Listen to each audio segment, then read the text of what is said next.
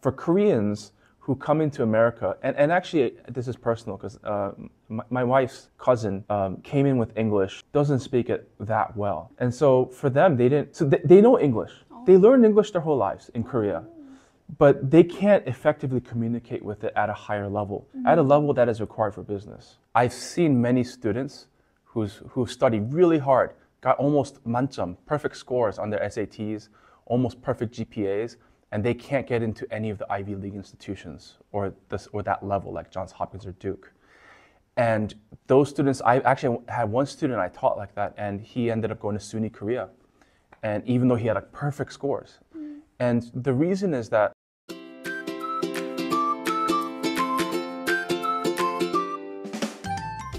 한국의 대학 입시를 생각하면 가장 먼저 드는 생각은 정말 치열하다. 그리고 또 허무하다라는 생각이 동시에 들기도 합니다. 내가 원했던 대학교에 입학하고 나서 앞으로 할 공부에 대한 설레임보다는 다 이뤘다, 끝냈다라는 생각이 더 많이 들기 때문입니다. 이런 한국의 대학 입시 분위기와는 사뭇 다른 소위 아이비리그라고 하는 미국 명문대 학생들은요, 입학하고 나서 더 치열하고 열정적으로 공부를 하는 모습을 보게 되죠. 그래서 이런 모습들 때문에 이 미국 대학으로의 입학을 꿈꾸는 학생들, 학부모님들도 많이 계실 것 같은데요. 그래서 오늘 저희 교육나침반에서는 이 분야의 전문가이신 제시 박사님을 모시고 그 방법들에 대한 이야기와 또 하나 앞으로 우리 아이들이 살아갈 이 AI 시대에 정말 많은 것들이 AI에게 대체된다고 하는데요. 그럼에도 불구하고 대체불가한 인재가 되려면 우리 아이들이 어떠한 것들을 갖춰야 하는지 그 소양에 대한 이야기도 함께 들어보려고 합니다.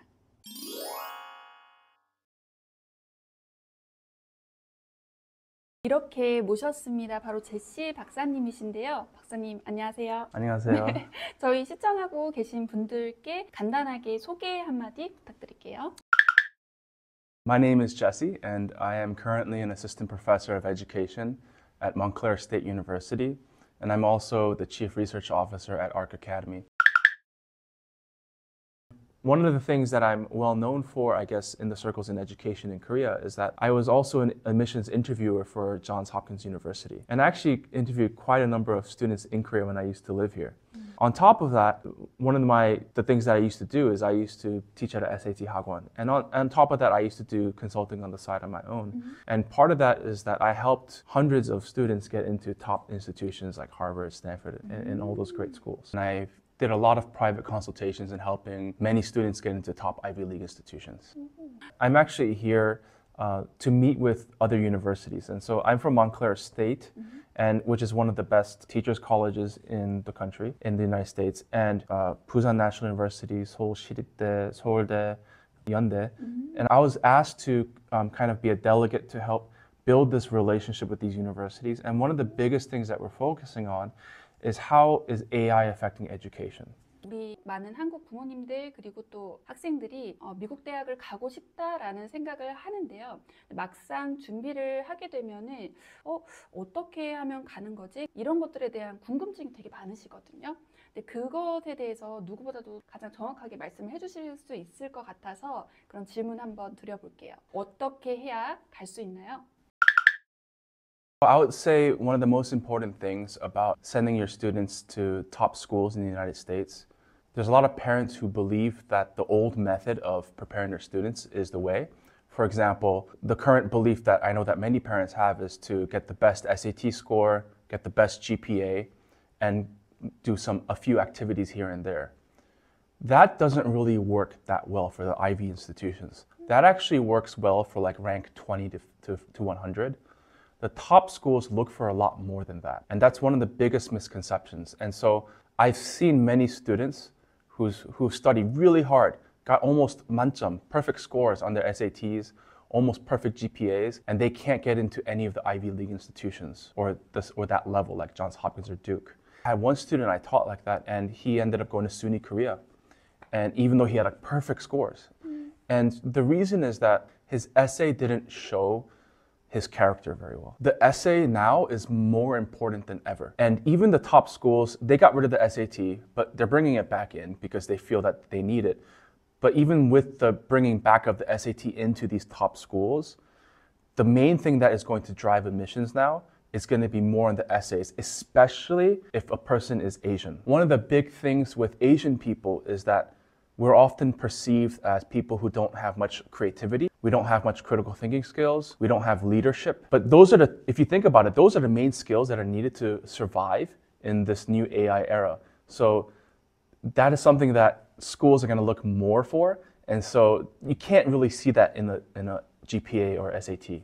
In short, you need to be able to, number one, build character in your child and have them write an amazing essay. And this doesn't happen overnight. Like yes, surely you can hire someone like me, let's say, to help with the essay, but I will be pulling teeth when I have to try to get a child to, one of your, let's say your student, your child and student to like talk about themselves, who they are. And the thing is, that's really difficult to make and to make it authentic, because I will tell you this, many admissions folks, they read lots of fake essays all the time from Korean people, and they know how to read it and they can tell whether it's authentic or not. 에세이를 잘 쓰는 것이 굉장히 중요하다는 메시지를 주셨는데 어떤 아이들이 에세이를 잘 쓸 수 있는지 궁금해요. 어떤 경험적인 것도 그렇고 활동이나 이런 것들이 궁금하거든요. 에세이를 잘 쓸 수 있는 방법. So I will say that one of the most important things for a student to write a really good essay is that they need to be able to describe how they can overcome adversity. And when I say adversity, it means difficult times, right? And so you can't, I'm not saying that you need to give a difficult time to your kid, because that's not what all people encounter difficulty in their life regardless. So there's two problems here. Number one is Korean parents oftentimes don't let their children experience adversity. They'll make their lives so safe. Give them fruit, go study, right? They'll do all the laundry. They'll take care of everything, right? And so for the students, they don't experience much difficulty oftentimes. And so that's number one. Number two is that with this adversity, oftentimes students, they don't know how to talk about themselves because they don't know enough about themselves. As a parent, you need to be able to give that kind of wisdom of age, right? Like if a child, let's say, has a conflict with another student in school, right? Instead of you going and complaining to the teacher, be like, this shouldn't happen, how about you talk with your child about, well, what can we do to try to manage this social relationship to make it better, right? And then you let your child do it themselves, right? Instead of you going to their parent and saying, like, you know, and having a fight with their parents, because that's a lot of Korean parents do, I know of, right? And so having the child do it themselves, well, then now you've given them the power, number one, and number two, you're giving them the opportunity to learn how they work. And so then if they have those opportunities for adversity, they have the opportunities to learn about themselves, then this is going to give them the best ability to be able to write that essay. 그런데 오히려 박사님은 아이비리그를 가지 않아도 된다고 말씀을 하세요. 어떤 이유에서 아이비리그를 가지 않아도 된다고 말씀하셨는지가 궁금하거든요. The reason is that going to an Ivy is not a guarantee of success. So if your student is in America, they go to this Ivy League institution and then they go, let's say they're an engineer, let's say, and they go get a job. In America, they don't care whether you went to Ivy League or not. They're going to want to know whether you can do the job or not. And so if you don't do the job well, then they'll fire you, even if you came from Harvard. I know that in Korea, that Harvard name will protect you for a much longer time. But in America, it's like this. They'll get rid of you like that. 이 아이가 그 일을 해낼 수 있느냐를 훨씬 더 중요하게 보네요. Yes, and it's already changing. If you look at Google, they're already doing that. Google hires people who didn't even go to college because they can do the job that they're asking for. College itself is not a guarantee of their employee being a good employee. And so then as a parent, I think one of the biggest things that a parent needs to think about is then, how am I preparing my child so that they're actually career ready and not just college ready? 대한민국 국내에서만 한정되어서 일을 하는 게 아니라 정말 더 넓게 넓은 세상에서 글로벌하게 일할 수 있는 인재가 되길 원한다면 생각하는 그 마인드부터 바꿔야 된다는 생각이 들어요. 우리 아이들이 미국 대학 입학을 목표로 할 뿐만 아니라 영어라는 이 언어를 평생 쓸 수 있는, 진짜 실제로 쓸 수 있는 언어가 되게 하려면 어떻게 공부를 해야 하는지 그 영어 공부법이 또 굉장히 궁금하거든요. 한국식 영어 공부법이랑 박사님이 생각하시는 실용 영어 공부법이 다를 것 같아서요. So I think that one of the most important things that we need to think about when we think of English education and the difference between Korea and America is that the way English education is done in Korea generally, it's mainly just to memorize. And Koreans are very good at memorizing phrases. They'll say, "How are you? Nice to meet you." Almost every Korean person knows these phrases and they'll have it memorized. But if you look at the average Korean person, they don't know how to effectively use English to communicate at a higher level. And when I say higher level, it's not just even saying these things, it's being able to have critical thought, analysis, and have more in-depth conversation where you can actually do things like problem solving, figuring things out. And so the way in America, English isn't taught specifically like Korea as a second language, right? It's just something that we pick up. So I'd say what the better question then is it's not about the difference in the way English is taught, but I think the ways in which English is expected. And so for Koreans who come into America, and actually this is personal because my wife's cousin came in with English, doesn't speak it that well. And so for them, they know English. They learned English their whole lives in Korea. But they can't effectively communicate with it at a higher level, at a level that is required for business. And so they ended up working just for another Korean company in America. And their opportunities are very limited. And so just because you know English is not good enough in America. And not just in America, but other places that speak English. They want you to have a more mastery of the language and be able to use it in a way in which you can really problem solve together, collaborate. And collaboration is one of those big things. How do you work with people, right? And so if a Korean person meets an American and they try to have a conversation about their collaboration, it's not going to go too well because oftentimes the Korean person actually never really learned that kind of English. They learned just textbook English. Say this and like you repeat, you say this, you repeat. While that's good for basics, that's not going to be good enough for the real world. And so I would say one of the biggest problems then is that they don't practice. I don't blame the Korean system. They don't have opportunities to really practice, right? Is that you give them more opportunities for natural, real practice. And when I say natural, I don't mean like in the classroom. I mean like, can you put them in different spaces where they have friends, they have things that they're doing, and they're using that language, or things that they enjoy, like they're doing an activity with someone. And so those are the places where you really build that English skill that's going to be the most helpful to transfer into the workplace. 그러면 이런 방법으로 한국에서 공부할 수 있다면, 영어 공부를 할 수 있다면 미국에 가지 않아도 충분히 그런 영어를 할 수 있겠네요. Yeah, certainly. There's a lot more opportunity than a lot of people would think. And if you think about it, there's a lot more expats are coming into Korea. There's quite a large English-speaking population that already exists. And so this might be at, you might go to like let's say Brazilian Jiu-Jitsu studio, or you go to a church, or there's different places where you're going to already find these communities where there's a lot of English-speaking folks. And most of the time, they're going to be very welcoming of anybody who comes, especially your child. They're not going to say no, you know? and so, but having them exposed to these kinds of experiences is critical in developing natural speaking skill.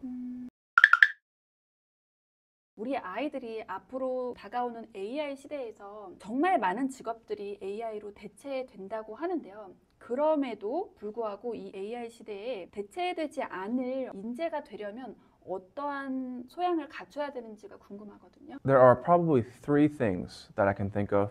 There's probably more, but these are the three big things I can think of. Number one is creativity. Computers cannot mimic human creativity. They can make things that look like things. For example, if I asked one of those AIs to be like, make this painting of a dog in Picasso style, it can do it. But the thing is, the computer will never invent their own version of art. In the end, that creativity came from a human somewhere. And so if you're able to bring that kind of creative level to students, then of course, they can't be replaced by AI. Eventually, they'll be the one that AI wants to copy and to learn from, right? And so that's number one. Number two, critical thinking skills. When I say critical thinking, computers have the ability to do some critical thinking, and that's called computational thinking. It is what computers can learn to compute and think about. They can handle somewhat complex situations and give you an answer. You ask it, it gives you an answer. And ChatGPT can do that already. What a computer cannot do is to really think of that critical thinking at a higher level. human critical thinking. It's like this big circle here. What computers can handle is like the small portion of critical thinking. And so if a human is able to really do this critical thought, then they also won't be replaceable by AI because they're able to do some kinds of thinking that a computer cannot. And then thirdly, artisanship. Artisanship means the ability to do something really, really well. And so AI is going to quickly replace, let's say, we already have some of these kinds of things, like let's say like IKEA, like you build it yourself. Well, AI is going to just build it for you in the future, right? And there's going to be robots that'll come to your house, make it for you, leave. We know that's going to be replaced. So basic things are going to be replaced. What will not be replaced is going to be, I've been watching these like channels of like people building these really amazing tables out of like this piece of wood, and they use epoxy and they make it look really nice. And people pay like $10,000 for a table, right? That's not going to go away. There's always going to be people who want that kind of aesthetic value of something that is artisanship.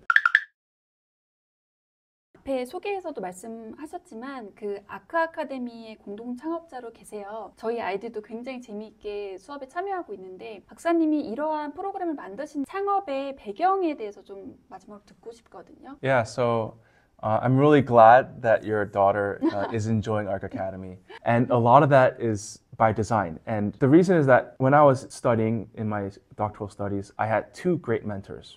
Number one was Dr. James G. He is foremost the most famous person in game-based learning. He's kind of the they call him the father of game-based learning.